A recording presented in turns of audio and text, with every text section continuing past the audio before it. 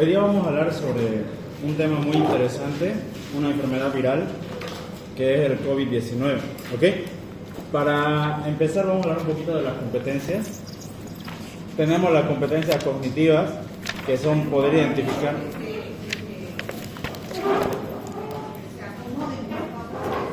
Sí,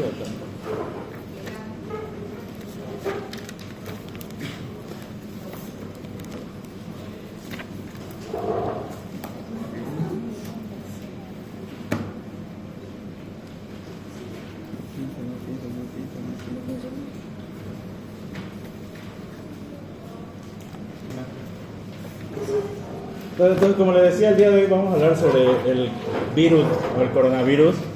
Para las competencias cognitivas necesitamos identificar al virus productor de COVID, su estructura y su replicación. Tenemos que conocer cuál es la estructura del virus y de qué manera se replica el virus. Describir qué mecanismos el virus utiliza para transmitirse y qué cuadro clínico manifiesta en un paciente y si ese cuadro clínico qué etapas tiene. Y también identificar las pruebas de laboratorio que se deben solicitar de acuerdo a cada etapa de la fase de la clínica del paciente, ¿ok? Y por último, interpretar los informes de laboratorio y casos clínicos. ¿Ya? Bueno, es una oportunidad que ustedes tienen de aprender hoy día, de salir de aquí sabiendo hoy con la clase de práctica, teoría que vamos a pasar después lo que quieran. COVID-19, el virus SARS-CoV es una enfermedad tan actual que sería el colmo que a ustedes les pregunten en sus familias, en su casa, sus amigos, que no sepan nada. Entonces, esta es una oportunidad que tienen para. Entonces, los coronavirus son una familia de virus, ya desde hace mucho tiempo que están, y pueden infectar tanto a las personas como a los animales, ¿sí?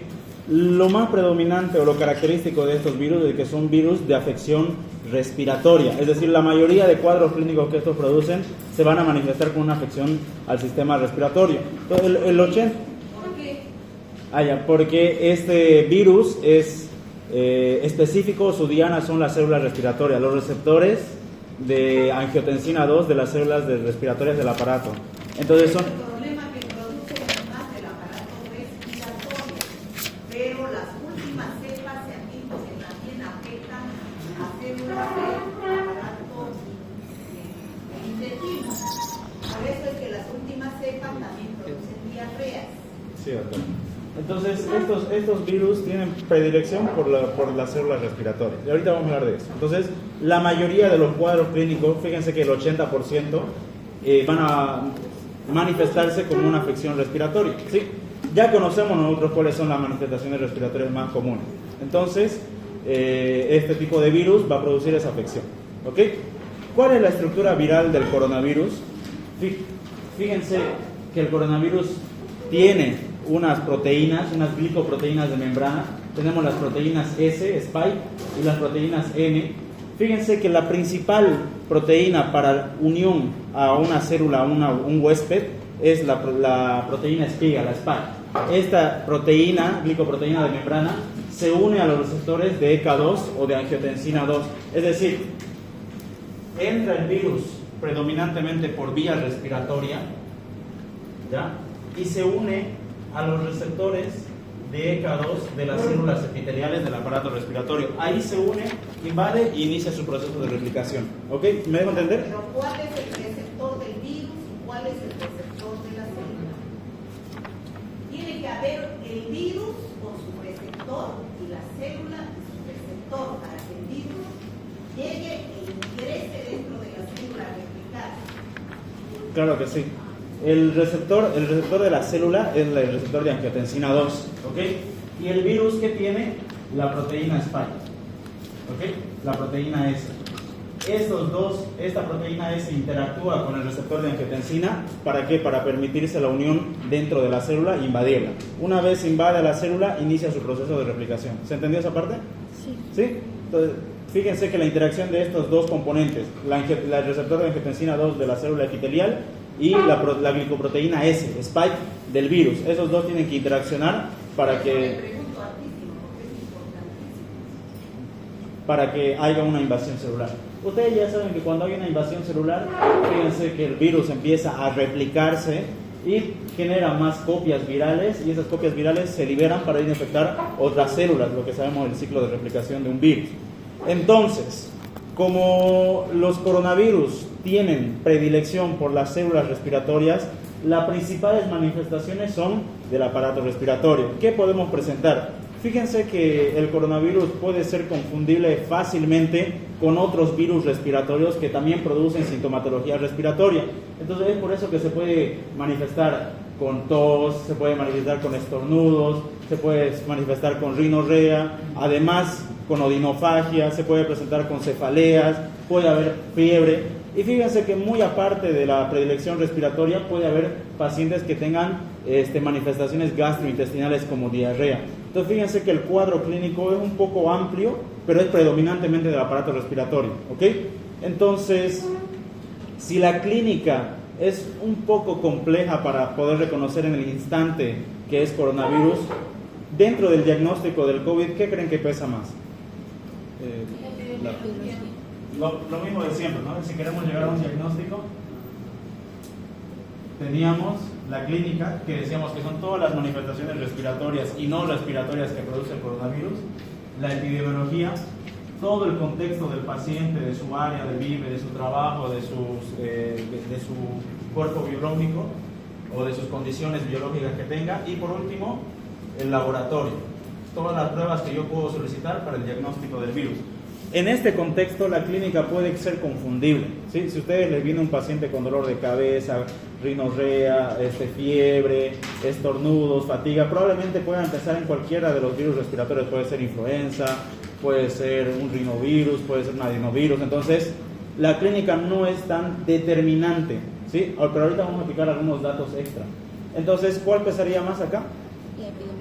¿Qué dicen los de atrás? ¿Qué dice? ¿Dónde está Verónica? ¿Qué dice Verónica? Para el diagnóstico. ¿Qué dice Elda? En la epidemiología, chicos, ¿sí? En este caso de los virus, la epidemiología siempre. Hay algunas manifestaciones, por así decirlo, más específicas del coronavirus, que son la característica pérdida del olfato y pérdida del gusto. Ya eso nosotros denominamos anosmia y ageusia, ¿sí? Anosmia, la pérdida de la percepción de los olores, y ageusia, la pérdida de la percepción de los sabores. ¿Puede manifestarse en un paciente con coronavirus? Sí. ¿Alguien sabe por qué?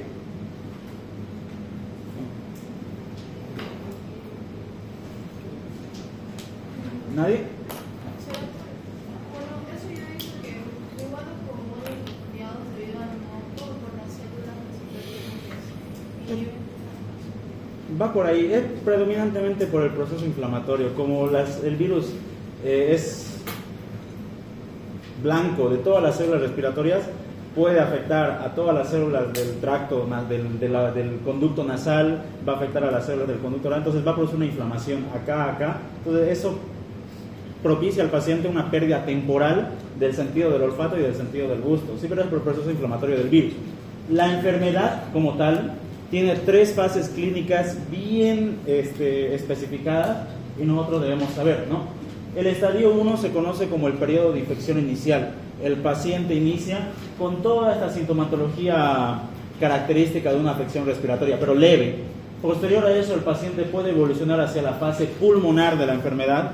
Ahí las manifestaciones van a ser pulmonares. Y por último entramos a la fase más crítica, que es la fase de inflamación y coagulopatías. En este periodo el paciente tiene una respuesta inflamatoria muy extensa y puede tener sintomatología o signos mucho más graves que pueden culminar con la muerte del paciente, ¿sí? Si ustedes han visto, nosotros que hemos pasado por la pandemia del COVID, ustedes han visto que así como ha habido pacientes que han tenido sintomatología respiratoria y han entrado en convalecencia sin ninguna complicación, ha habido pacientes que por la misma enfermedad han llegado al fallecimiento. Todo esto radica porque ingresan a esta fase inflamatoria y de coagulación, ¿sí? Fíjense, entonces lo primero que en el estadio inicial, lo primero son las sintomatologías leves, fiebre, tos seca, puede ser cefalia, diarrea. Fíjense que cuando hay afectación de la vía aérea alta, empieza a afectarse la vía aérea inferior. Entonces, cuando hay afectación pulmonar, van a aparecer signos como disnea. ¿Qué es la disnea? Dificultad para respirar. Una dificultad para respirar. El paciente siente como que no puede respirar. Una hipoxia. La hipoxia clínicamente es visible por una ligera cianosis, pero mayormente la diagnosticamos con estudios laboratoriales como una gasometría, ¿ok? Y esta misma inflamación puede llevar a una complicación gravísima del paciente, que es esta, ¿sí? ¿Lo han debido leer o no han debido escuchar en algún libro de patología? Es el síndrome de insuficiencia respiratoria del adulto, ¿sí? Esa sería la complicación más grave que tiene el COVID, ¿sí? Puede afectar levemente, pero en algunos pacientes con factores de riesgo ingresan a una síndrome de insuficiencia respiratoria del adulto, y el paciente, si no se atiende o no le dan la ayuda necesaria, puede llegar a fallecer. Ahorita vamos a hablar de ese síndrome, ¿ok? Pero esa sería la complicación del COVID. Sí, doctora. La complicación a la también el síndrome de insuficiencia respiratoria puede llevar a un shock, y ese shock puede llevar también a la falla multiorgánica del paciente. Van coordinados los dos. Primero aparece el síndrome de insuficiencia respiratoria del adulto y progresa hacia un shock del paciente, y el paciente evidentemente fallece. ¿Ok? Entonces, las fases de la enfermedad no son tan difíciles de reconocer, ¿sí? El paciente inicia con una sintomatología leve en una fase pulmonar. Pero ese cuadrito es importantísimo para ustedes, doctores, porque ustedes se van a fijar de acuerdo al tiempo, a los días. El COVID es una enfermedad aguda, no dura más de 20 días, a lo mucho. Entonces, ustedes con ese cuadrito, ustedes saben en qué día está el paciente, en qué día de COVID desde su inicio. Y entonces cuando vaya el paciente a su consultorio, van a saber qué pedir en cada momento. Porque si ustedes no saben qué van a pedir, van a tener pues resultados falsos. Gracias, doctora. Entonces, lo que dice ahí la doctora es muy importante, ¿sí? Una vez que nosotros tenemos una clínica de un paciente sospechosa, necesitamos hacer el diagnóstico, confirmar que realmente sea el COVID. Por ahí es otra enfermedad respiratoria, que se trata de otra forma. Entonces, ahí es donde hablamos de los métodos de diagnóstico para el COVID. Los métodos de diagnóstico para el COVID tienen casi la misma lógica que hemos estado viendo en las otras enfermedades. Van a solicitarse dependiendo del tiempo de evolución del paciente. Es decir, este cuadrito de acá, este cuadro de acá nos ayuda a entender esta parte. Fíjense que si nosotros hacemos una cronología de la enfermedad, fíjense que una vez el paciente tiene contacto con el virus por transmisión aérea, por vía aérea, fíjense que inicia el periodo de incubación. ¿Cuánto dura ese periodo de incubación? 14 días. Aproximadamente hasta 12 días, 14 días, es decir, casi 2 semanas. Entonces el paciente está sufriendo una replicación viral sin tener sintomatología, entonces un periodo asintomático. En ese tiempo, fíjense que se empieza a aumentar ¿qué? El ARN viral, ¿ok? Entonces el ARN viral en el periodo de incubación hasta la primera etapa inicial de la infección, nosotros tenemos aumentos del ARN viral. Ese sería el momento más adecuado donde nosotros al paciente solicitaríamos un estudio directo de diagnóstico, es decir, que busque al ARN viral. ¿Cuáles son los estudios directos? El PCR. El PCR, ¿no ve? Fíjense que posteriormente a que aumenta la carga viral, o el ARN del virus, perdón, no carga viral, fíjense que inicia posterior a la semana recién la producción de anticuerpos, después de la primera semana de infección. ¿Me dejo entender? Entonces, después de los 7 días de evolución sería el periodo más óptimo para solicitar los estudios de diagnóstico indirectos. ¿Como cuáles? ELISA. El que busca a los anticuerpos, ¿ya? La inmunocromatografía, o puede ser también los estudios de ELISA. Cualquiera de esos me va a ayudar a detectar a los anticuerpos. Entonces, lo que quiero que me entiendan, o se lo quiero resumir fácilmente, para que ustedes soliciten un estudio laboratorial tienen que tener muy en cuenta el tiempo de evolución de su paciente. Si su paciente tiene menor a una semana de evolución en sintomatología, todavía yo puedo solicitar un PCR de diagnóstico, porque va a ver el ARN viral y me va a salir positivo. Pero si ya el paciente refirió que desde hace 2 semanas, 1 semana y media con la sintomatología, el PCR probablemente ya no sea lo más efectivo ni óptimo para hacer el diagnóstico de COVID. ¿Me dejo entender? ¿Sí? Ahora, la misma lógica. No sé si han visto también hay otro estudio que es el hisopado faríngeo, ¿ya? Que también detecta anticuerpos. Pero si al paciente nosotros le solicitamos un hisopado, no faríngeo, perdón, un hisopado nasal, ya no faríngeo, perdón, me equivoqué, un hisopado nasal, y nosotros lo solicitamos previo a la semana, fíjense que no va a haber anticuerpos, me va a salir negativo. Entonces no significa que mi paciente tenga negativo para COVID. ¿Me dejo entender? ¿Sí? Sí. La misma lógica que hemos visto hace rato en las otras enfermedades. Previa a la semana, estudios directos. Posterior a esa semana, estudios indirectos. ¿Sí? Si yo utilizo un estudio en un tiempo que no debe ser, me va a salir negativo y va a ser un falso negativo. Realmente el paciente puede tener la enfermedad, pero yo lo estoy diagnosticando que no tiene. ¿Sí? Ese ha sido tal vez mucho el problema en la pandemia del COVID, porque muchos o al menos yo he visto, que solicitan estudios del hisopado recién cuando inician la sintomatología y les sale negativo. No es COVID, no es COVID. Sin embargo, puede ser que sea COVID. ¿Qué es lo más peligroso en la cadena epidemiológica del COVID? La transmisión, ¿sí? Al ser un virus que tiene un periodo de incubación largo, es un virus de incubación largo, tiene 2 semanas de incubación. En esas 2 semanas el paciente ya es transmisible de la enfermedad. Es decir, yo estoy asintomático, estoy incubando el virus en mi cuerpo, pero yo no estoy sintiendo ninguna sintomatología. En este momento yo ya soy transmisible para cualquiera de ustedes. ¿Me dejo entender? Yo hablo, elimino las gotitas de Fluyer, llegan por vía aérea a su sistema respiratorio, se infectan y ustedes también empiezan el periodo de incubación. Entonces, capaz, o lo que se dice de la pandemia, es que ha sido muy difícil de manejar justamente por eso, porque el periodo de incubación era bastante largo y la mayoría de personas, como no sienten nada, no se preocupan, ¿no? Entonces están tranquilamente sin las medidas de bioseguridad y empiezan a diseminar o a propagar la enfermedad. ¿Me dejo entender? ¿Sí? Entonces lo más por así decirlo, rescatable de todo. Existe vacunas, a raíz de la pandemia, que ha sido una pandemia muy fuerte, se han desarrollado vacunas para poder prevenir la enfermedad, más que todo las complicaciones graves de la enfermedad, ¿sí? No es tanto para eliminar la enfermedad o evitar la probabilidad de que uno se enferme, sino que estas vacunas nos ayudan a prevenir o evitar las complicaciones de la enfermedad que hemos hablado, un síndrome de insuficiencia respiratoria, un shock, ¿ok? Fíjense que hay muchos tipos de vacunas, ¿sí? Ustedes, ¿con cuál se ha hecho vacunar ustedes? A ver, Álvaro, ¿cuál te vacunaron? Creo que ¿La Sputnik? ¿Usted, Natalia? ¿Sputnik? ¿Usted, Douglas? ¿Sputnik? ¿Usted, Darío?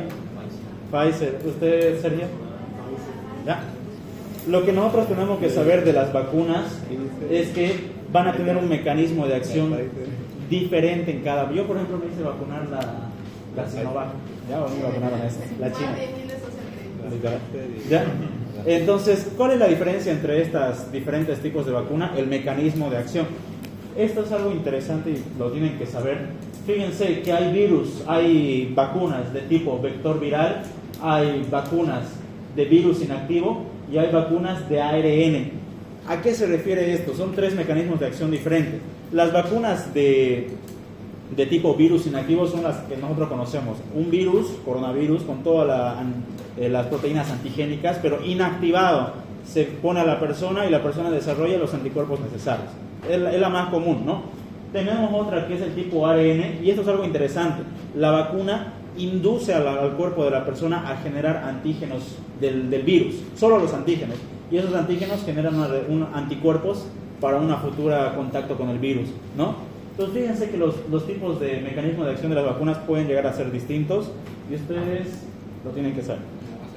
¿Ok? La base de proteína Es así, si mal no me acuerdo, esto es directamente el antígeno viral, ya la proteína viral que induce al anticuerpo de la persona.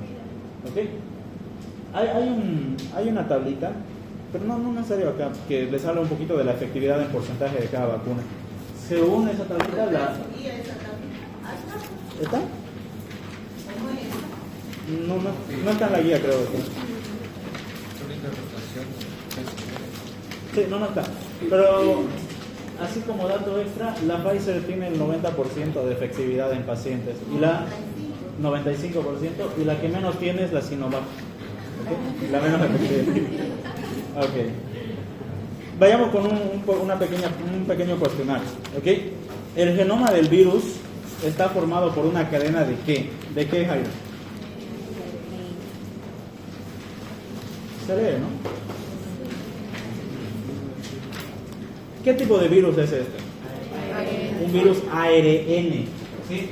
El material genético que tiene el virus es ARN. Eso es importante que no se olvide.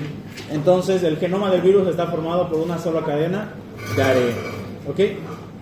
¿Alguien investigó cuándo fue la primera vez que se detectó el virus? 12 de noviembre de 2019. ¿Cómo? ¿Cuándo exactamente? 31 de diciembre, 31 de noviembre, por allá.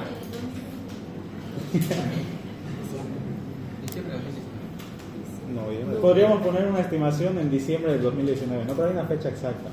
¿Cuánto es el periodo de incubación? 14, 12 días. Promedio 12 días, mayor a 20 días o 3 días. ¿Cuánto es el promedio de incubación? 12 días. Promedio de 12 días, puede ser de 12 a 14 días, ¿ok? Los síntomas iniciales de la infección pueden consistir en fiebre, tos, estornudos, odinofagia, manifestaciones generales como dolor articular, por lo que el cuadro clínico es muy similar a la influenza. Sí, es por eso que es fácilmente de confundir con otra enfermedad. En algunas ocasiones se producen complicaciones, como ¿qué complicaciones hemos dicho del COVID? Neumonía. ¿Complicaciones? ¿Se va a morir una náusea? Neumonía y dificultad respiratoria.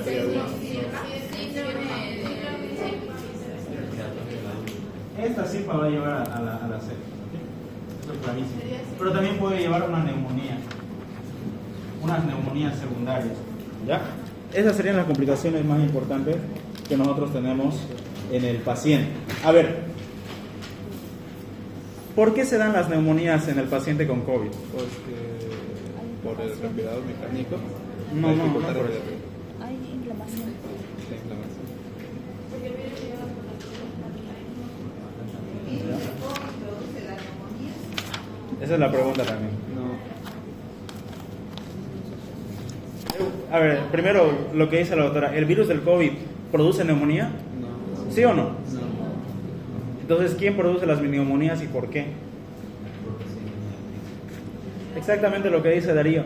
Cuando hay una inflamación como la que produce porque el COVID, no se olviden, el COVID inflama el parénquima pulmonar, ¿ya? Lo deja desprovisto de defensa y es fácil, muy fácil que cualquier bacteria llegue a colonizar y se produzca una neumonía, ¿sí?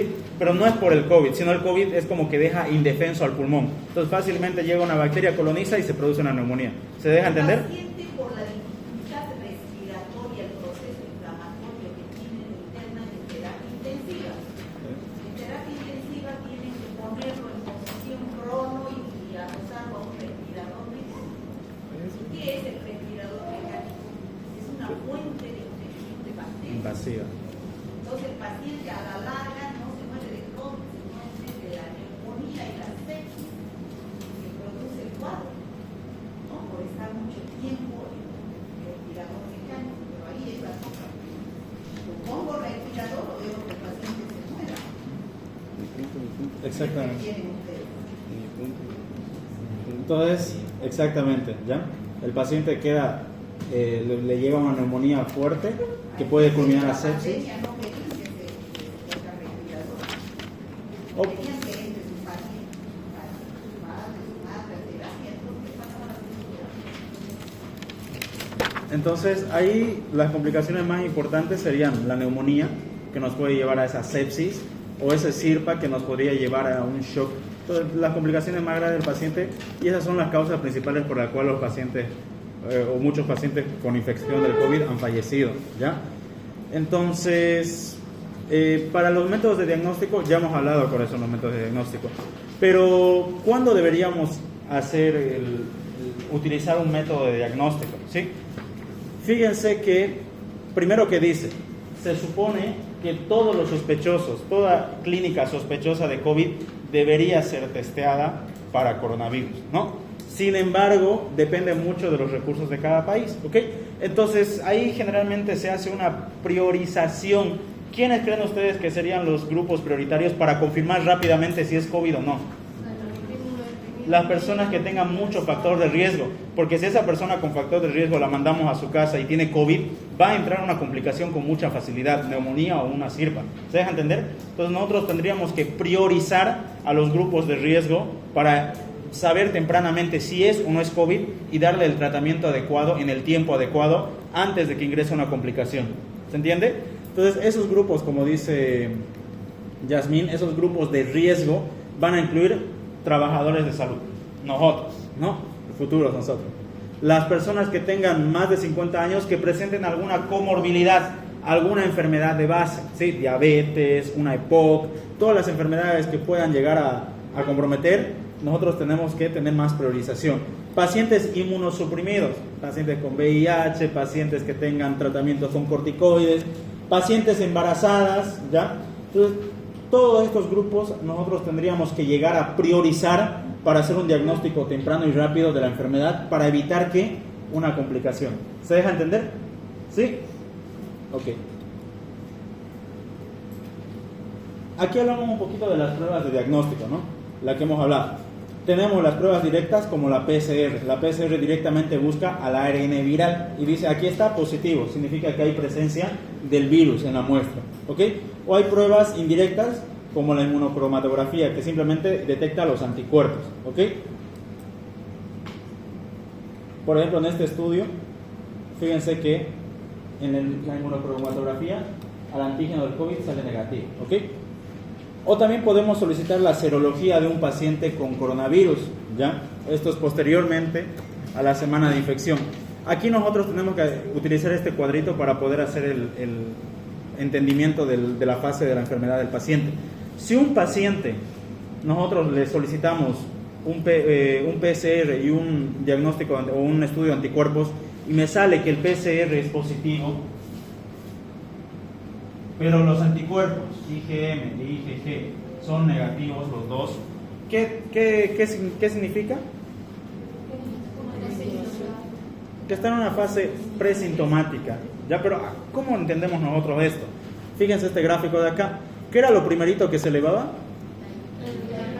El ARN viral, antes de siquiera iniciar con la sintomatología.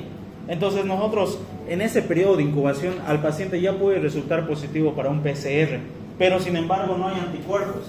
Entonces si hay solo PCR pero no hay ningún anticuerpo, significa que todavía el paciente está en ese periodo presintomático. Obviamente correlacionamos con la clínica del paciente. Ya puede ser tal vez un estudio de rutina y capaz pillamos eso de este, pero no creo, ¿no? Generalmente vamos a solicitar una prueba cuando tengamos sospecha, ¿ok? Ahora, si el paciente tiene un PCR positivo y tiene alguno de los dos anticuerpos, IgM o IgG positivo o negativo, puede ser que el paciente esté dentro del periodo inicial de la infección, ¿ok? Si el paciente tiene PCR, ya sea positivo o negativo, pero tiene IgM positivo o IgG negativo, probablemente esté en esa segunda fase, ¿ok? Ya si el paciente tiene la PCR, y esto es clave, si el paciente ya tiene PCR negativo, tiene la inmunoglobulina M negativo y solo tiene la inmunoglobulina G positivo, ¿qué decimos del paciente? Que ya pasó la enfermedad. No van a tomar en cuenta, no van a pensar que porque la IgE aparece más tarde es COVID crónico, no existe algo así, ¿sí? No existe ese término, directamente es una infección pasada, es decir, son los anticuerpos que quedan después de que el paciente ya pasó la enfermedad. Entonces este diagnóstico de aquí es importante, pero más fácil para que ustedes se acuerden, o bueno, para que ustedes prioricen una prueba, tienen que ver el tiempo de evolución, ¿ok? Si el paciente, por eso es importante cuando ustedes están en consulta con el paciente, hacer la anamnesis adecuada. Entonces le preguntan desde cuándo está así, ¿sí? Los pacientes a veces pueden acordarse como pueden que no se acuerden, les dicen, sí, estoy hace una semana, ayer, hace 2 días. Entonces ustedes analizan en base a eso cuál sería el método de diagnóstico más óptimo para pedir. Natalie, si digamos te llega un paciente y te dice que está con esta clínica parecida al COVID desde hace 4 días, ¿cuál crees que sería el estudio de diagnóstico más óptimo para ese paciente? ¿Y por qué? Pero claro, si te llega un paciente que te dice que tiene la clínica hace 4 días, ¿qué método de diagnóstico sería más útil para ese paciente y por qué? ¿Por qué? Pero ¿por qué es PCR específicamente y no otro estudio? Exactamente, todavía en ese momento de la clínica no se genera anticuerpos.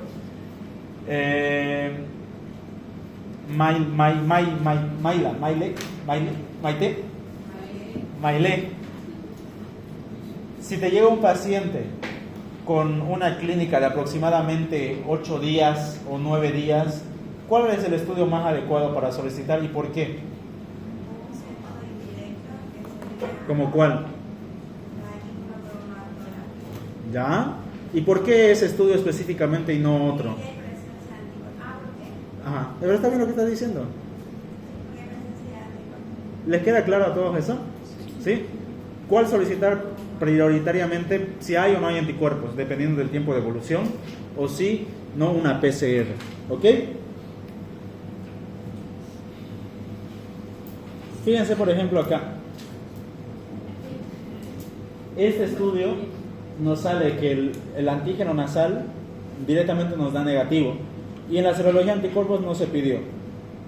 ¿Qué piensan ustedes de este informe de laboratorio?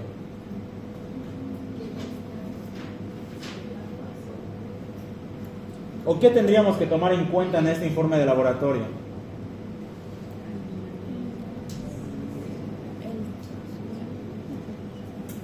O sea, podría ser que directamente el paciente no está enfermo o se pidió un estudio no indicado que quizás sus síntomas son de 4 días o 3 días. Exactamente lo que dice Yasmín. Puede ser que o directamente el paciente no tiene, es negativo para COVID, o puede ser que el estudio haya sido solicitado en un tiempo inadecuado, que es lo que pasa la mayoría de veces. ¿Ok? Entonces ustedes tienen que asegurarse de pedir el estudio en un tiempo adecuado.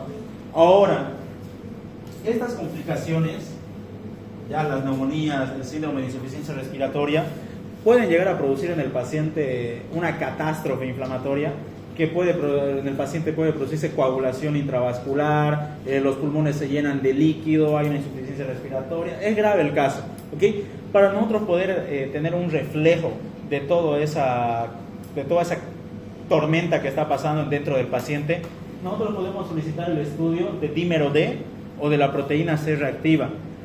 ¿Para qué sirve la proteína C reactiva?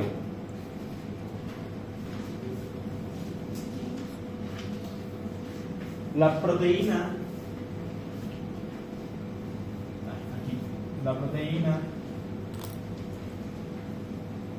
C reactiva también se abrevia PCR por si acaso, pero no es el estudio de diagnóstico virológico o de diagnóstico de ADN.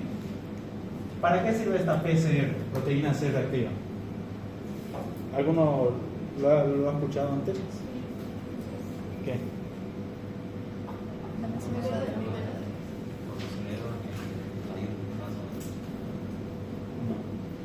A ver, Álvaro, ¿para qué sirve la proteína C reactiva? ¿Es un marcador de infecciones? No es marcador de infecciones. Es un marcador inflamatorio. ¿Sí?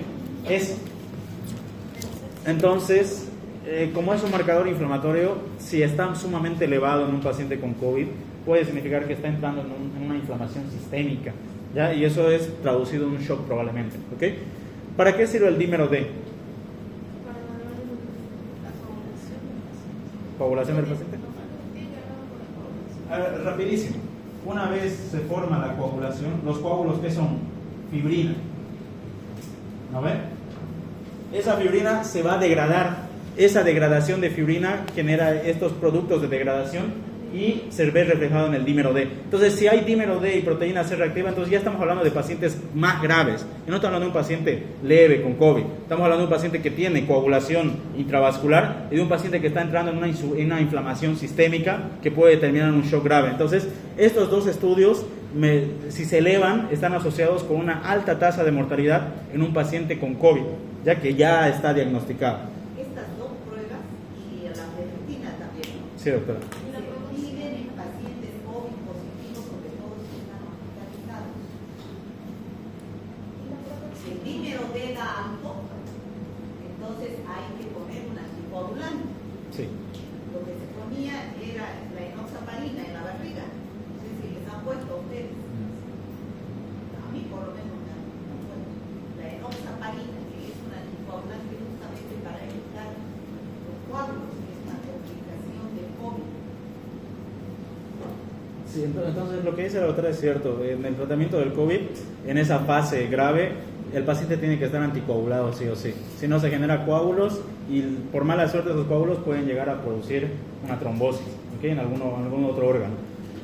Ya. ¿Se entendió hasta aquí? ¿Alguna duda hasta acá? El estudio de procalcitonina también podría ser. Yo recuerdo haber, o sea, inflamación sistémica, Ajá. pero es más que todo marcador de bacterias, creo. Pero también es un marcador inflamatorio. Podría pedirse, pero más directo para inflamación directa, proteína C reactiva. ¿Ok? ¿Tiene alguna duda? Su compañera dice el estudio de procalcitonina es útil para, en vez de la proteína C reactiva. Puede ser, digamos. También es un marcador, también es un estudio para que marca inflamación. ¿Sí? Ajá. También es un estudio útil el estudio de procalcitonina. ¿Ok? ¿Alguna duda hasta acá, chicos? Pregunten, por favor. Es un tema bonito este, creo. En caso de, no me aseguro que te llaman plasma de paciente que ya pasaron. Pero yo no estoy tan informado sobre eso. Capaz usted, doctora, sí. El compañero pregunta cómo funcionaba el plasma hiperinmune de los pacientes que le donaban a Se otros. pensaba pues en muchas infecciones virales como el ébola, por ejemplo. Si hay pacientes sobrevivientes del ébola, el virus que vamos a ver después, creaba ese paciente, si sobrevivía, que la tasa de mortalidad es altísima. Pero si llegaba a sobrevivir, ese paciente ya tenía anticuerpos en su organismo. Entonces, se pensaba que para el COVID, igual las personas que se enfermaban de COVID producían anticuerpos protectores. Pero resulta que los anticuerpos del COVID pues son una mínima cantidad y no duran mucho. Entonces, se pensó que sacando sangre, transfundiendo plasma de pacientes que habían enfermado a pacientes enfermos aumentaba su inmunidad, pero después se vio que en el COVID no funcionó. En las otras enfermedades virales sí funciona. En ébola, visto que sí funciona. Pero en el COVID no funcionó el plasma interior. Gracias, doctora. Y sí, en caso de que esté en los primeros días de infección, pero el paciente no presente lo que son síntomas de gripe o estornudo o tos, pero sí lo que es pérdida de gusto y del olfato. También o sea, Valeria pregunta, nosotros qué pensamos o qué hacemos, digamos, si un paciente lo único que presenta es pérdida del olfato y del gusto. O sea, no tiene ninguna otra sintomatología, no tiene tos. Algún síntoma respiratorio, pues tos, por Pa- lo menos Pero moco o algo, tendrá que tener fiebre o dolor de cabeza. Pero digamos, no presenta eso, doctora. ¿Será que no presenta? En pandemia, yo me contagié de COVID, pero no tenía sintomatología Respiratoria. moco, nada, solo Por eso. perdí el gusto del olfato. Bueno, pues hay pacientes que son asintomáticos totalmente. Pero La en qué... mayoría son pacientes que dicen, yo nunca me enfermé de COVID. Sí, por eso está. Igual escuché que a veces quedaba como secuela Sí. que Ajá, de hecho, mi mamá tiene. Pero también me refiero a, en caso de que estábamos en tiempo de pandemia, ¿en qué fase de la enfermedad lo ubicamos? Si solo presenta eso. Pero entiendo que algunos se quedaron con secuelas. Por ejemplo, a ver, es algo lo que dice Valeria es algo para analizar, digamos. Evidentemente la enfermedad se manifiesta en cada persona diferente, dependiendo de todos los factores de riesgo que la persona presente. Se puede manifestar con todas las letras o puede manifestarse con la mitad, digamos. Pero, ¿qué sería lo importante acá? O sea, Valeria pregunta, ¿en qué etapa estaría un paciente que solo presenta pérdida del olfato y pérdida del gusto? Nosotros, si la única sintomatología fuera pérdida del olfato y pérdida del gusto. Si viene un paciente el día de mañana a su consultorio y les dice tengo pérdida del olfato y pérdida del gusto, no van a pensar en COVID, van a pensar tal vez en algún trastorno neurológico, porque también se manifiestan. Si hay una lesión, por ejemplo, de los nervios que conducen la percepción del gusto y del olfato, hay ageusia y anosmia. Entonces ya no solo hablamos de COVID. Ahí lo importante es epidemiología. Si en todo mi área de vida, o sea, en mi barrio, está ahí COVID, la señora de la vecina se enfermó de COVID, la de la ventita se enfermó de COVID, mi mamá se enfermó de COVID, y yo presento pérdida del olfato y pérdida del gusto, probablemente sea COVID por epidemiología. Pero si es una pérdida del olfato y del gusto totalmente aislada, no hay casos de COVID por aquí y por allá, ya no solo pensamos en COVID, el cuadro se amplía, puede ser muchas otras causas, incluidas en ellas neurológicas. Entonces ahí, Valeria, lo importante es epidemiología, digamos. Si en tu área hay o no hay COVID. Sí, no me ubico. Es que hay un estadio 1, estadio 2, estadio Claro, pero 3. estaría en la fase inicial, digamos, probablemente. Pero algunos pacientes se quedan todos... a ver, Sí. partes. No todos los pacientes atraviesan las 3 fases. Ya. Eso que les quede bien en claro. La mayoría, el 81% de los pacientes son asintomáticos o la fase 1. Fiebre, cefalea. Ustedes han de pasar la fase 1. No, pues. Correcto, perdón. Es que yo no pasé esa fase 1, pues directamente fue la pérdida de olfato y pérdida Igual de sería gusto. fase 1, digamos, porque no fue más grave. Sí. Entonces eso es importante. No quiero que piensen, o no piensen por favor, que todos los pacientes van a entrar en inflamación. No, algunos pacientes solo se quedan en la fase 1, infección temprana, una sintomatología leve respiratoria y ya. ¿Sí? Entonces lo que pregunta Valeria, ¿en dónde estaría ubicado un paciente que tiene pérdida del olfato y ageusia? Fase 1, o sea, fase inicial y ya, digamos.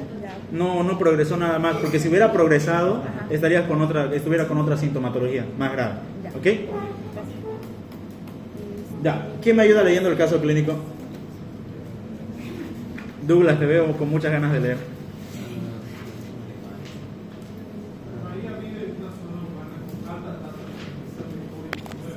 Más fuerte, Douglas. En las últimas semanas, varios miembros de su familia han presentado síntomas compatibles con la enfermedad.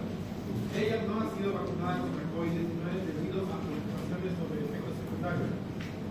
La presentación clínica se presenta a la consulta con fiebre de 39 grados Celsius, tos seca, persistente, dificultad para respirar con fatiga extrema. Refiere pérdida del sentido del olfato y del gusto desde hace 3 días. Al examen físico se observa taquicardia, 120 latidos por minuto, saturación de oxígeno del 88% de aire ambiente y estertores bilaterales a la auscultación pulmonar. Examen complementario de radiografía, infiltrados bilaterales compatibles con neumonía, prueba PCR para SARS-CoV-2 positiva. Ya. Este es un caso bastante interesante.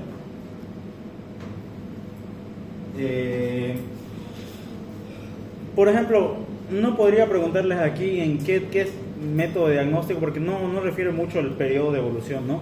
Pero fíjense que en los exámenes complementarios, radiografía con infiltrados compatibles con neumonía. Más adelante van a aprender cómo se ve la neumonía en la radiografía, ¿ok? Y en la prueba de PCR sale SARS-CoV-2 positiva.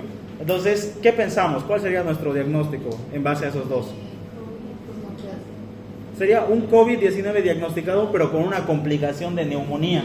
Ya no solamente es COVID, ¿sí? Es COVID con una complicación de neumonía, ¿ok? Este estudio, este parámetro de acá es un parámetro importante, la saturación de oxígeno. Estoy 200% seguro que todos en la pandemia todos hemos estado pendientes de la saturación de oxígeno de nuestros familiares. Nos dice, no es pruebita, este parámetro vital nos habla de cuánto por ciento está saturado la hemoglobina en oxígeno, ¿ok? Lo normal, ¿cuánto es el valor normal de saturación de oxígeno? 100%. Tiene que estar arriba del 90%, mejor si es 100, 99, 98, pero siempre arriba del 90% en todos los pacientes sanos. Cuando los pacientes... Depende a qué altura del nivel del mar uno viva. Ajá. Si es También. al nivel del mar tendría que estar Y arriba también la del edad. 98%, porque hay mayor cantidad de oxígeno a medida que no han oído a la chilena. Me ha dicho la chilena que a medida que vivimos en el altiplano, dice que tenemos una cantidad de oxígeno como más barato. Seguro falta el oxígeno. Todos vivieron y ni aún así, ¿no? Ellos viven en el altiplano, pero no es así, ¿no? Su sistema, su organismo se acostumbra, por eso es que los semáforos rojos también. Gracias, doctora. Lo que dice la doctora es muy importante. Evidentemente este valor tiene variables, ¿no? Pero lo normal es que esté arriba del 90% en un Santa paciente. Cruz tiene que estar por encima del 95. Estamos a 400 metros de nivel del mar. Adultos mayores de 80. Entonces, si ustedes se fijan en el caso clínico, refiere menor al 88%. Ya de por sí estamos hablando de una disminución de la saturación de oxígeno. Ahora, esto es importante. Cuando un paciente está entrando en insuficiencia respiratoria, dos cosas se van a alterar: la saturación de oxígeno y también la presión parcial de oxígeno en sangre. ¿Okay? ¿Cuánto es la presión parcial de oxígeno en sangre?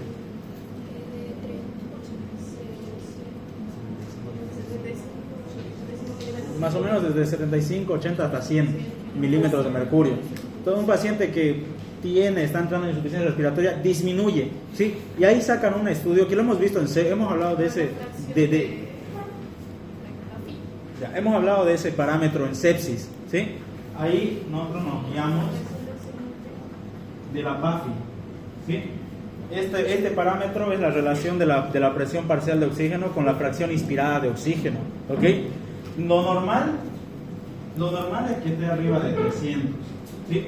Mientras más va disminuyendo, si está por ejemplo arriba de 100, menor de 100, el paciente está en insuficiencia respiratoria, ¿sí? Lo hemos hablado en sepsis, ya lo estamos haciendo un repasito. Ya la PAFI es un parámetro de la función, de la valoración de la función pulmonar. Si está en menos de 100, insuficiencia respiratoria. Entonces nos preocupamos. En este caso, la primera pregunta: ¿cuál sería el diagnóstico principal de esta paciente, Álvaro? ¿Cómo?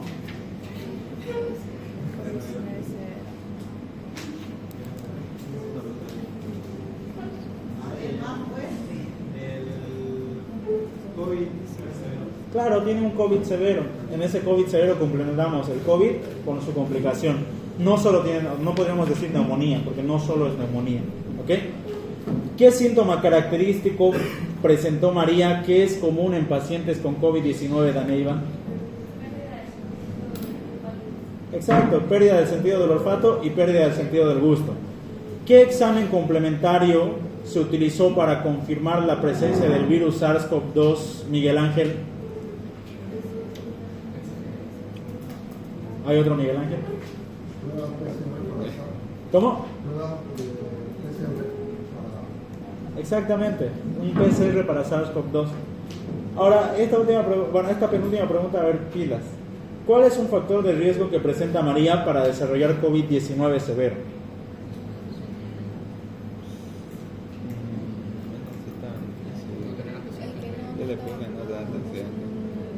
A ver, el caso clínico no nos habla de la edad, ¿sí? No nos dice cuántos años tiene la paciente.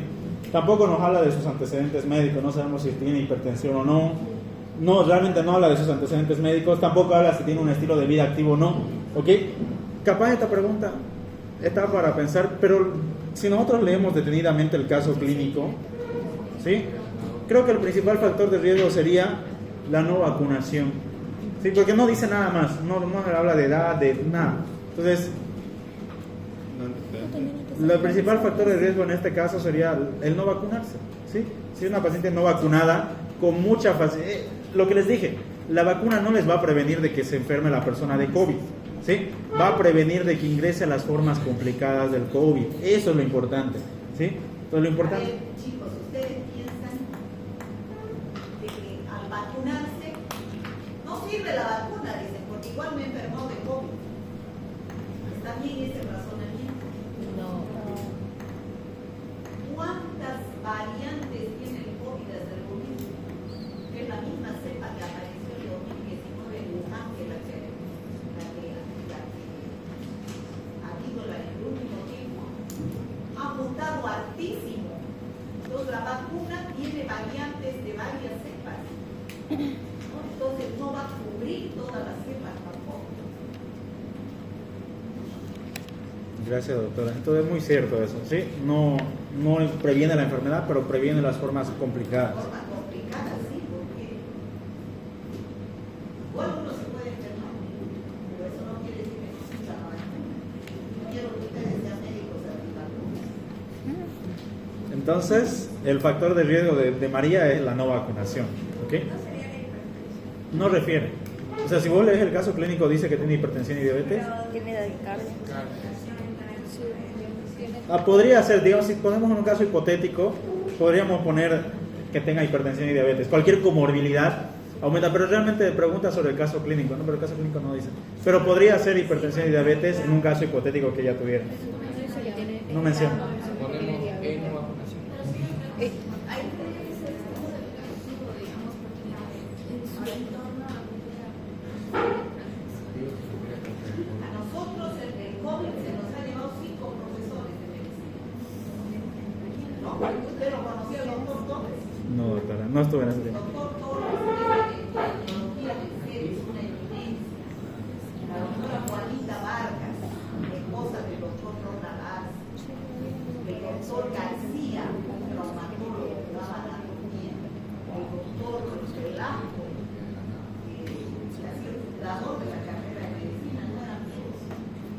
Eran del curso de la doctora Regina Morón, italiana. Del mismo curso eran los tres. ¿No? O sea, ¿quién más? Una chica joven que trabajaba de secretaria también. Ya, vamos con la última pregunta, chicos. ¿Cuál sería un tratamiento Ayelén inicial adecuado para María, considerando la condición que ella tiene? ¿A qué nos refiere? Si nos referimos a un tratamiento inicial sería medicamento antiinflamatorio no ¿Naine? Terapia. A nosotros nos decía nuestro doctor de neumología, ¿ya?, que en pacientes que tienen la saturación menor tenemos que pensar en darle oxigenoterapia. No lo podemos dejar sin oxígeno, ¿ok? En pacientes que ya tienen la saturación baja, menor al 90%, ya tenemos que estar pensando en darle algún tipo de oxigenación, ya sea por cánula nasal, ya sea por mascarilla. Ajá. Si no llega oxígeno a los tejidos, Ya sea por bigotera, ya sea por mascarilla, ya sea por presión positiva ventilatoria, ya tenemos que estar pensando en oxigenarlo al paciente, sí o sí, si el paciente ya tiene saturación disminuida. hay un paciente deshidratado, ¿por qué está deshidratado? Empezar a hidratar. Claro. Entonces es lo primero que nosotros deberíamos hacer. Ahora, aquí refiere tratamiento antiviral. ¿Hay tratamiento antiviral para el COVID? ¿Qué dicen ustedes? ¿Qué dicen los de atrás? ¿Hay tratamiento antiviral, sí o no? ¿Qué dice Gabriela? ¿No? ¿Qué dice Pablo? ¿Qué dice Douglas? ¿Hay tratamiento antiviral específico para el COVID? ¿No? ¿Dario? ¿Qué dicen los demás? ¿Daneiva? Hay antivirales para el COVID, ¿sí? Pero lo van a estudiar mejor al año, ¿ya? Está el Remdesivir, el Molnupiravir, el Zanamivir. ¿tiene efectividad? ¿Se ha probado clínicamente? Según nos indicaron o nos enseñaron en infectología, doctora, solo es efectivo cuando se utiliza en los primeros 4 días. Antes de que el paciente ingrese al hospital. Sí, o sea, sería lo más adecuado. Los primeros 4 días de evolución del paciente sería el tiempo más adecuado. Posterior a eso el antiviral no sirve, ¿ok? O sea, sí hay un acierto antiviral, pero solo es específico. Y ese antiviral debemos preocuparnos, al igual que testear las pruebas en pacientes de riesgo, embarazadas, inmunodeprimidos, comorbilidades. A esos deberíamos priorizar este tratamiento antiviral si es que está en el tiempo oportuno, si no es pérdida de plata y riesgos secundarios para el paciente sin necesidad, ¿ok? Pero sí hay tratamiento antiviral del COVID, ¿ok? Entonces aquí la respuesta sería oxigenoterapia y tratamiento antiviral. ¿Quién me puede leer el caso 2, por favor? Fuerte y claro. Álvaro, te veo con muchas ganas de leer. Caso típico 2 de marzo, el varón de 61 años, diabético e hipertenso, acude al servicio de urgencias hospitalarias el día 2 de marzo por fiebre, tos y expectoración de varios días de evolución. En urgencia no presenta hallazgos clínicos, analíticos, radiológicos reseñables, por lo que se da de alta el tratamiento con amoxicilina y clavulánico. Ante epidemia de COVID-19 se realiza prueba de ELISA para el COVID-19 y da negativa. En su domicilio empeora el cuadro con aparición de disnea ante mínimo de esfuerzo, por lo que se vuelve a emergencia 4 días más tarde. Alto. Fíjense, aquí está algo muy interesante. Por eso la cronología de un paciente es sumamente importante, saber cuántos días, desde qué día.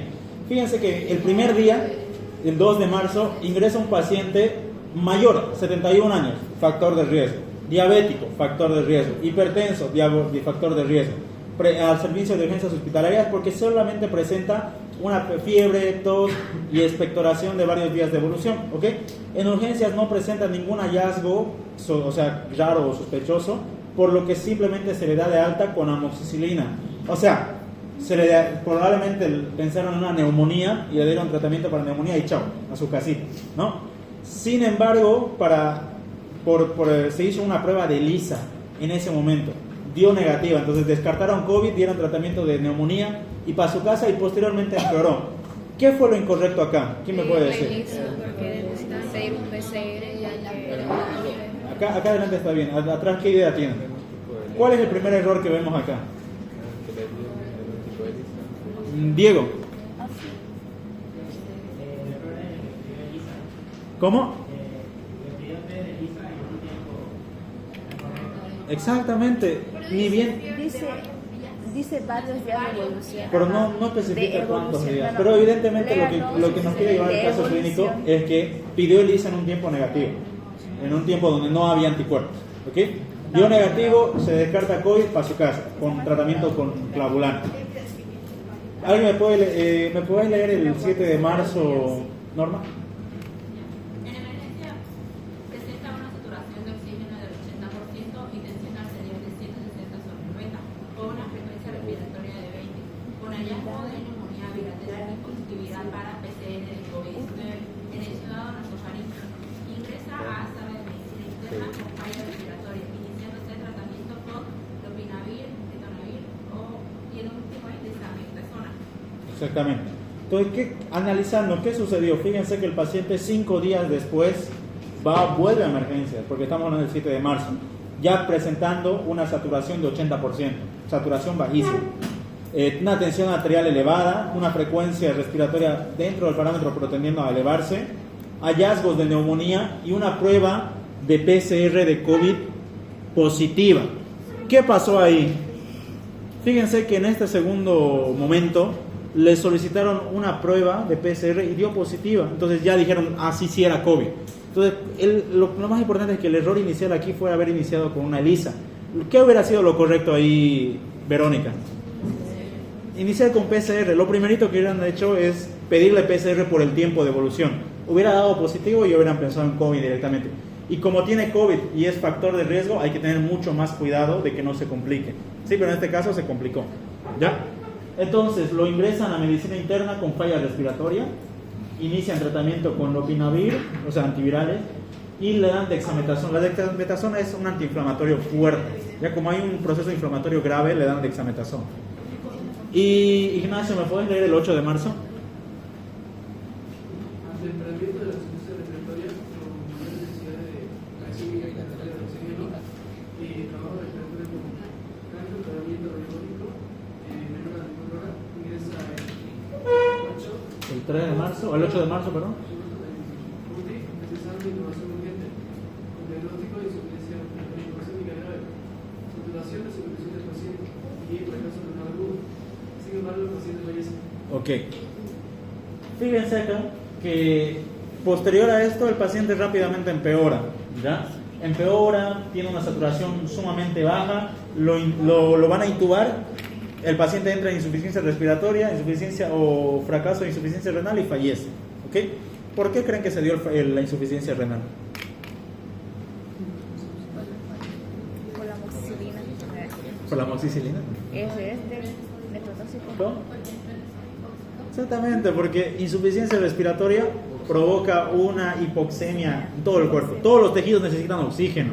Si no hay oxígeno, ¿qué hace el tejido? Bien, ¿ok? ¿Alguien sabe qué es la FiO2? ¿Pero qué significa? De todo el aire se inhala qué cantidad, porque inhalamos también otros gases, de todos esos gases. Exacto, es lo que dice Yasmín. Nunca se olviden de la FiO2, capaz no lo...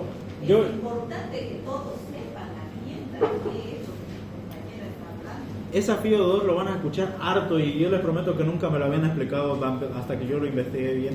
Ese es de lo que dice exactamente Yasmín. En nuestro aire ambiente hay oxígeno, nitrógeno, dióxido de carbono y XZ gases, ¿ok? De los cuales el mayor es nitrógeno. Nosotros inspiramos más cantidad de nitrógeno que de otro gas y inspiramos aproximadamente un 21% de oxígeno, ¿ok? De todo el aire que inspiramos, 21% es oxígeno. Esa es la fracción inspirada de un paciente. Fracción inspirada de oxígeno es este valor promedio de un paciente, cuánto por ciento de oxígeno respira en el aire ambiente. Pero esto es en aire ambiente, ¿sí? Cuando nosotros empezamos a modificar las necesidades de oxígeno del paciente, por ejemplo, si lo conectamos a una cánula nasal, si lo conectamos con una mascarilla, las fracciones de oxígeno van a aumentar. ¿Por qué? Porque le estamos dando netamente oxígeno. ¿Se entiende, no? ¿Por qué? Si ahorita yo respiro 21% de oxígeno y más tarde me conectan a un respirador con oxígeno, mi fracción va a aumentar porque estoy respirando más oxígeno, mayor porcentaje de oxígeno. Entonces, esta es la FiO2, ¿sí? De todo el aire ambiente, ¿cuánto por ciento de oxígeno yo estoy respirando? Y normalmente es 21% en aire ambiente. Evidentemente también se altera con factores como la altitud o otros factores, pero el 21% es la fracción inspirada de oxígeno. Y esa fracción inspirada de oxígeno es la que se toma en cuenta para sacar esta PAFI, ¿sí? Para ver la relación de presión parcial de oxígeno y fracción inspirada de oxígeno. Entonces el paciente ingresa en un CIRPA, ingresa en un shock hipoxémico y chao, fallece. ¿Sí? Aquí ustedes pueden ver, creo que también está subida, ¿no? Radiografías de pulmón. Bueno, no los voy a chipar, pero cuando nosotros sospecharíamos de una neumonía en pulmón, creo que habíamos hablado de neumonía, ¿no? Este es el pulmón, ¿sí? En una radiografía generalmente las neumonías van a adquirir varias formas. La más común es la neumonía lobar en forma de triángulo. Es como si fuera un triángulo, una afectación, ¿ok? Esa sería la más común. La otra forma menos común es la forma algodosa y afectación bilateral. Así que en ambos casos nosotros sospechamos de una probable consolidación pulmonar. En este caso, este paciente no tiene neumonía lobar, tiene una neumonía en parches, ¿no? Una neumonía bilateral, una infiltración bilateral. Aquí hay parches, es como si fueran pequeñas nubes en su pulmón, ¿se ven? ¿Sí? Como si tuviera nubes de algodón de azúcar en su pulmón. Así lo dice, no nos enseñan, como si fuera algodón de azúcar en su pulmón. ¿Sí? Aquí. Eso es compatible con una infiltración pulmonar. Acá, pero no, acá no se ve, acá más que todo. ¿Cuál era la clínica del 2 de marzo, Gabriela? Excelente. Después, Antelo, Pablo, ¿cuál fue la clínica del 7 de marzo?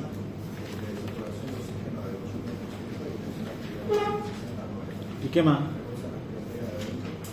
Ya. ¿Y cuál fue la clínica del 8 de marzo, Sergio?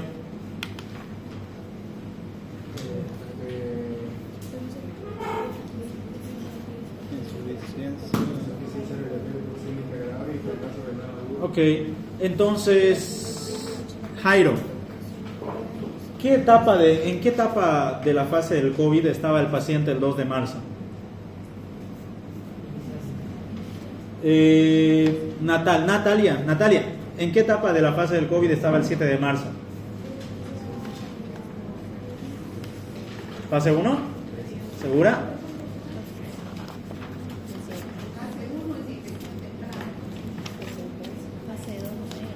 Pero ahí al paciente el 7 de marzo ya tenía una neumonía diagnosticada.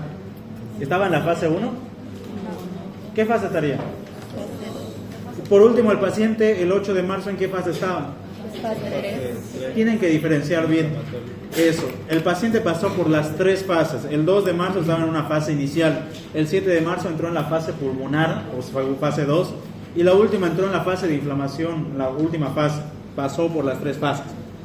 ¿Cuáles serían los datos epidemiológicos de importancia en el paciente, Luis?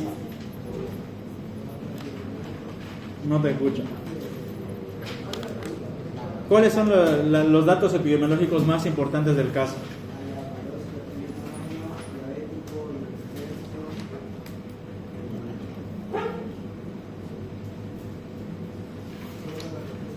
¿Algo más? Está bien lo que dice Luis. Es de 71 años, es diabético y es hipertenso. ¿Refiere algo más? Epidemiológicamente hablando. Epidemia de COVID-19. Exacto, hay una epidemia de COVID. Esos 4 datos epidemiológicos son muy importantes. Es diabético, es hipertenso, tiene 71 años y aparte en su área hay una epidemia de COVID. Todos esos datos nosotros para poder pensar más que todo en COVID. ¿Ok? ¿Y cuáles fueron los laboratorios que se solicitaron? ELISA y PCR. ¿Ok? Vayamos con las preguntas. ¿La prueba solicitada el 2 de marzo estaba correcta, Douglas? ¿Sí o no? ¿Por qué?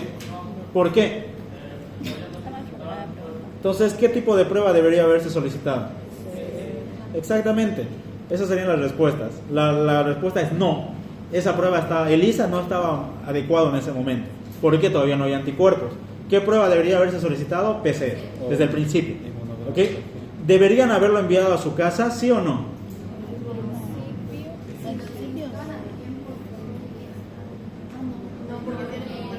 Es un paciente con factor de riesgo.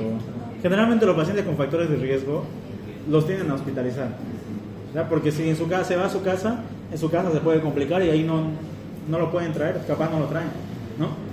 Es lo que mucho ha pasado, muchas personas han fallecido en sus casas porque no han podido llevarlo al hospital.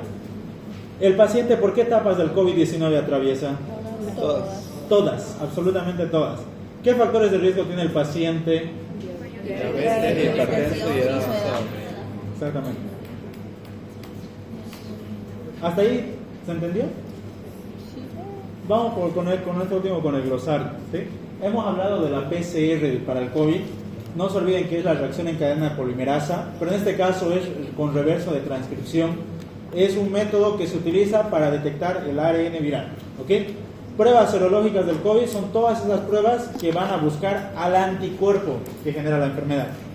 El antígeno nasal son estas pruebas que van a detectar el antígeno del virus en las secreciones nasofaringeas, ¿ok? Puede que sea positivo, puede que no.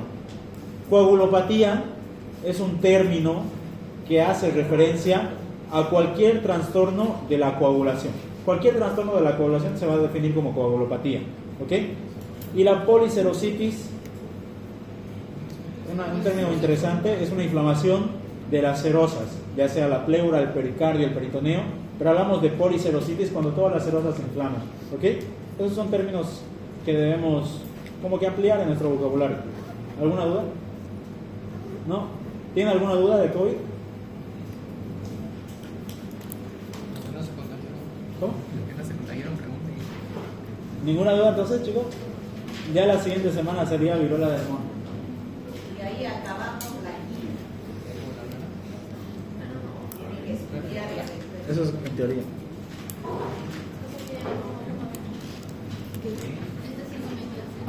No, la penúltima. Eso sería todo entonces, chicos, con el tema.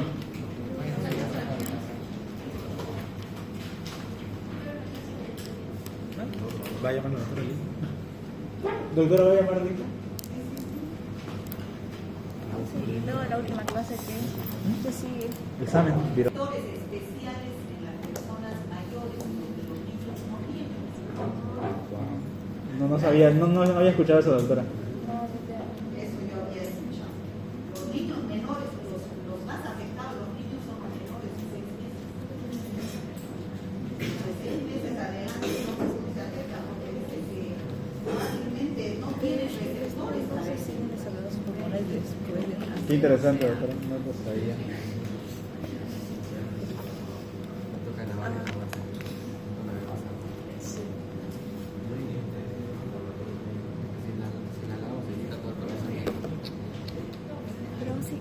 eso pasa que los bebés recién nacidos siguen desarrollando sus pulmones después de nacidos, ¿no?